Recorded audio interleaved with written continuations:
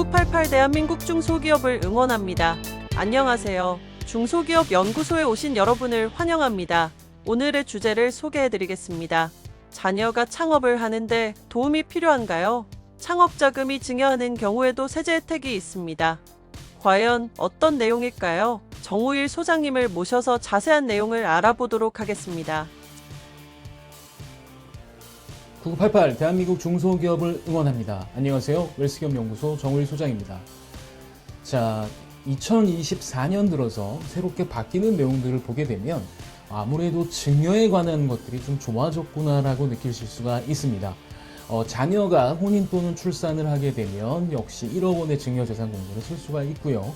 그 다음에 중소기업을 경영하는 우리 대표님들 같은 경우 자녀에게 사전에, 그러니까 사후가 아니라 생전에 뭔가 가업을 승계하고 싶을 때도 역시 증여특례가 조건이 좋아졌기 때문에 충분히 활용하실 수 있는 이런 길이 열렸다라고 볼 수 있을 것 같습니다. 자, 그렇다면 기존에 2024년부터 바뀌진 않았지만 기존에 우리가 나라에서 지원해주는 증여 제도 중에 어떤 제도가 좀 우리가 쓸만한 게 있을까, 이걸 한번 여러분들에게 알려드리고자 합니다. 잠시 후에 시작할게요. 네, 만약에 우리 여러 대표님들의 자녀가 있다고 할게요. 근데 그 자녀가 뭔가 창업을 하고 싶어 해요. 뭐 이런 게 있으면 정말 다행인데 그렇게 창업하고 싶지도 않고, 그 다음에 애가 뭐 일을 하고 별로 싶어 하지도 않아요. 그러면 어떻게 하지? 이런 고민이 아마 생기실 수 있습니다. 왜냐하면 우리가 효과적으로 증여를 해주려면 아이가 돈을 벌고 자금 출처가 어느 정도 있다고 한다면 아무래도 증여를 하기가 좀 더 수월한데 그런 게 전혀 없다면 솔직히 좀 그렇잖아요. 그렇다고 한다면 아이가 원하는 게 뭔지, 아니면 차라리 이럴 수도 있죠. 차라리 카페라도 하나 차려줄까? 뭐 이러실 수도 있어요. 그러면 카페라도 하나 차려주자, 아니면 뭐라도 하나 차려주자 하게 되면 차려준다고 하는 건 역시 또 증여가 되겠죠. 자, 이런 경우에 합법적으로 증여세를 줄이면서 갈 수 있는 방법이 있습니다. 바로 창업자금 증여특례인데요. 이 창업자금 증여특례는 우리나라의 18세 이상 거주자인 자녀가 60세 이상의 부모로부터 창업자금을 증여를 받게 된다고 한다면 이게 이제 50억 원을 한도로 일단 5억 원을 공제를 해주고요. 그 다음에 10% 세율로 저율로 과세를 하게 됩니다. 물론 얘도 세금을 안 내는 게 아니라 나중에 상속 때 이제 정산을 하는 구조가 되는 거죠. 자, 그러면 이게 좋은 점이 뭐가 있을까라고 한다면 아무래도 부모님 명의로 카페를 차려서 있다고 칠게요.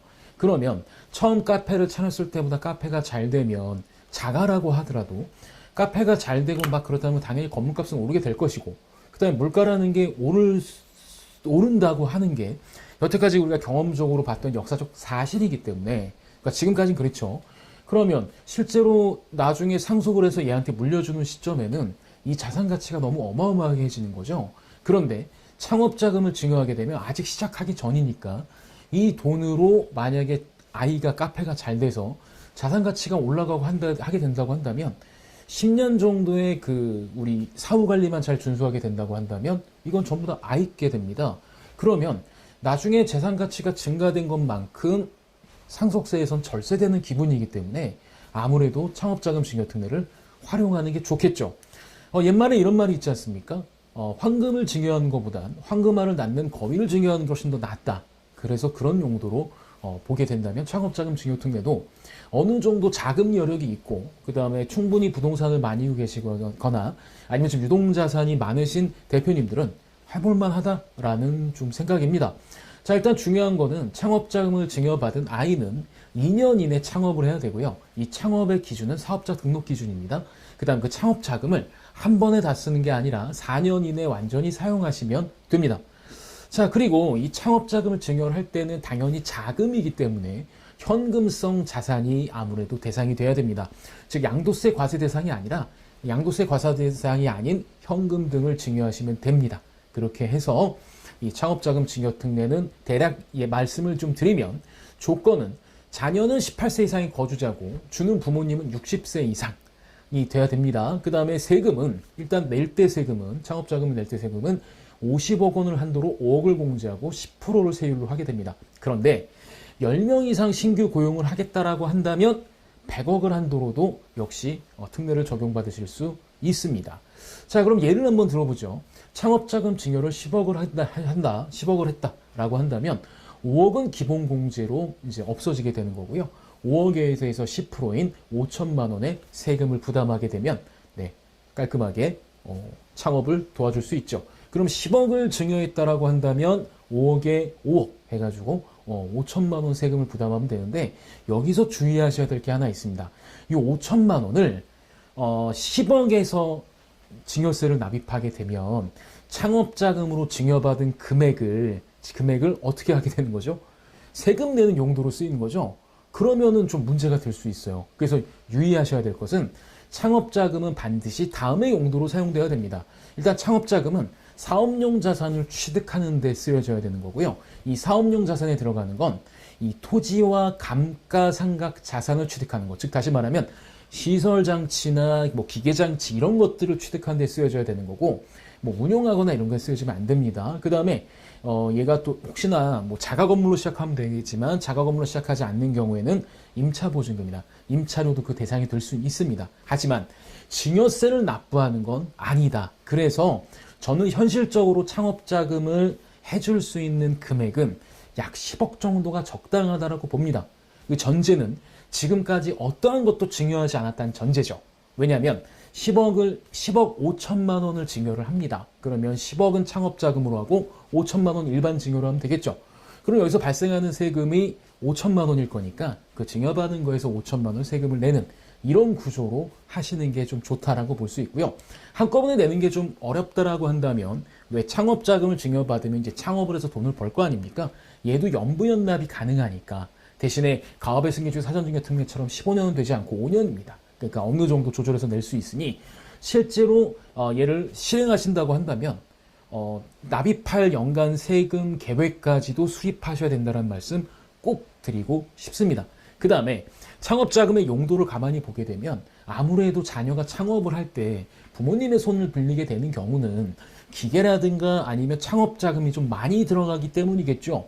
그러면 나중에 자산가치가 상승할 창업자금의 대상이 된다고 한다면 아무래도 사업용으로 직접 쓰일 토지 건물 정도가 적당할 수 있겠죠.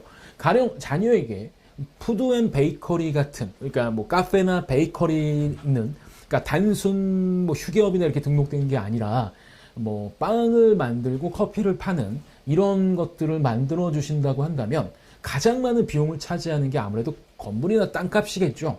이런 것들은 사실은 나중에 자산 가치가 증가할 수 있는 여지가 있으니까 잘만 활용하시면 절세 혜택을 느끼실 수 있을 것 같습니다. 그러면 이제 문제가 하나 있겠죠. 그 문제는 뭐냐면 사실은 얘를 어떻게 운영할 것이냐, 이게 문제인데 그건 역시 저희 웰스기업연구소와 함께 고민하시면 거기에 대한 명확한 솔루션을 드릴 수가 있습니다. 자, 창업자금을 증여할 때는 주의하셔야 될 내용들이 있습니다. 자, 첫 번째, 이 업종이 중요한데요. 사실 이 업종은 조특법 제6조 창업 중소기업에 대한 세액 감면에 해당하는 업종을 영위해야 됩니다. 그래서 도소매업 같은 경우나 아니면 고소득자산 업종, 예를 들어서 뭐 변호사, 의사, 병원 이런 것들은 좀 어렵고, 그다음에 사행성 업종, 예를 들어서 게임방이나 게임장, 뭐 오락장 이런 것들은 좀 안 된다고 볼 수 있죠. 그래서 이런 업종 같은 경우는 전문가랑 반드시 상의를 하시고 그 다음에 진행을 하셔야 됩니다. 그리고 아무래도 제조라고 하면 좀 아무래도 좀 이렇게 좀 유리할 수 있고요. 그 다음에 뭐 아까도 예를 들었던 뭐 카페나 베이커리 이런 것들은 충분히 가능하다라고 볼 수가 있습니다. 자, 그러면 좀 더 깊이 들어가 볼게요. 창업의 의미를 한번 생각해 봐야 되는데, 창업을 한다는 건 스스로 뭔가 업을 세운다는 거죠. 그래서 스스로 업을 세우는 거에 적합한지 아닌지를 먼저 판단을 해 보셔야 됩니다. 예를 들어서 원래 종전이 사업에 있었어요. 그래서 이 돈을 창업자금을 받아서 이걸로 기존에 있는 사업을 합병하거나 분할하거나 뭐 현물 출자 아니면 사업의 양수도를 통해서 종전의 사업을 승계해가지고 같은 종류의 사업을 하는 경우는 엄밀한 의미로 창업이라고 볼 수 없죠. 얘는 창업이 아니라 인수죠. 그런 경우에는 창업에 해당되지 않고요. 그 다음에 개인 사업자가, 자녀가 개인 사업자입니다. 근데 창업받을 자금을 증여받아서 동종의 같은 업의 사업을 다른 장소에서 개시했다라고 한다면 이건 역시 창업으로 볼 수가 없죠. 근데 자녀가 사업을 운영하고 있는데 창업 자금을 받아서 별도의 다른 사업을 진짜 창업을 한다고 한다면 이거는 가능합니다. 그 다음에 종전의 사업을 사용하던 자산을 인수 또는 매입해서, 그러니까 예를 들어서 원래 있던 사업체를 인수를 해가지고 같은 종류의 사업을 하는 경우는 사실 이거는 이제 현행 법상 30% 이하, 그러니까 그 매입한 자산이 전체 창업 자산의 30% 이하인 경우에만 창업에 해당이 되고 초과하는 경우에는 창업에 해당되지 않다는 걸 주의 깊게 생각을 하셔야 됩니다. 그러니까 창업이라고 하는 것의 의미를 다시 한번 돌아봐야 되는 거고요. 그럼 괜찮은 건 뭐냐면 부모가 영위하는 회사에 근무를 하고 있었어요. 그러니까 부모님이 하는 회사에 근무를 하다가 같은 사업을 내 자녀가 창업을 하는 경우, 이 경우는 창업입니다. 예. 이 경우 창업이죠. 그러니까 요거는 한번 생각해 볼 여지가 있어요. 그 다음에 부모가 영위하는 사업에 하청업체를 창업하는 경우, 그러니까 부모님이 이게 있는데 여기에 뭘 납품하는 기업이 있다. 이 기업을 제가 하겠다. 그러면 이건 가능한 거죠. 예를 들면 아버님이 예를 들어서 어떤 제품을 만들어요. 근데 제품을 만들 때 이게 이제 직접 소비자한테 납품하는 기업이다 보니까 포장지가 필요하겠죠. 그래서 포장지를 만드는 회사를 아이가 창업을 했다. 그 아버지한테 납품했나? 이건 역시도 창업에 해당이 되기 때문에 창업자금 증여특례 쓰실 땐 이런 것까지 한번 검토를 해보시고 사용하시는 게 좋습니다. 자, 그 다음에 창업의 의미를 또 다시 한번 확인해 봐야 되는데 이거 생각해 보실 필요가 있어요. 얘는 증여세를 내지 않는 게 아닙니다. 증여세의 납부 시점을 언제로 밀어놓는 거냐면 상속이 벌어졌을 당시에 밀어놓는 거죠. 그럼 아이는 창업해서 성공한 걸로 나중에 아버지로부터 물려받은 돈을 정산해서 갚는 구조다라고 볼 수 있고요. 그러니까 갚는다기보다는 세금을 내는 그런 구조죠, 나라에. 자, 그 다음에 이제 연부연납이 가능하다는 거. 연부연납이 가능하기 때문에 한 번에 낸다기보다는 5년에 거쳐서 총 6회를 낼 수 있기 때문에 이 부분의 계획을 수립하셔야 됩니다. 그래서 제가 봤을 때 지금 어떠한 부담이 없는 창업자금은 일단 5억 밑으로 주시게 되면 세금 부담이 없죠. 지금은 10억이게 되면 5천만 원의 부담이 생기는데 사전 증여가 없었다라고 한다면 그냥 5천만 원 증여받아서 하게 되면 세금은 없을 겁니다.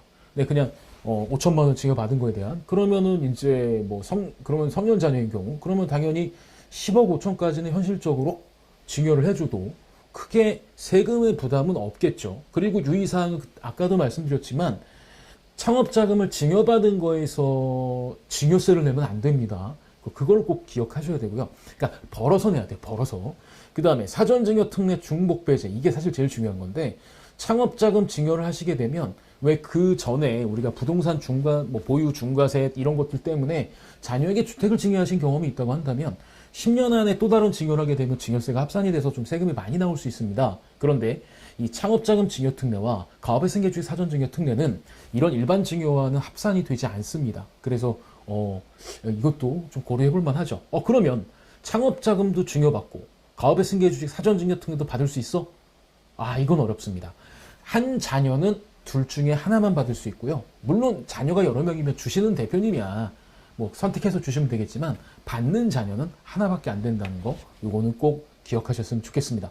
저희 웰스기업연구소에서는 원활한 가업 승계를 위해 언제든지 저희가 지원 프로그램을 운영하고 있으니까 하다못해 기업 운영까지도, 그러니까 세금부터 기업 운영까지도 저희가 원스톱으로 지원해주는 서비스가 있으니 언제든지 저희에게 상담을 요청하시면 제가 진행을 해드리도록 하겠습니다. 이번 주 저희가 준비한 소식은 여기까지고요. 좋아요, 구독, 알림은 저희가 컨텐츠를 만드는데 많은 도움이 됩니다.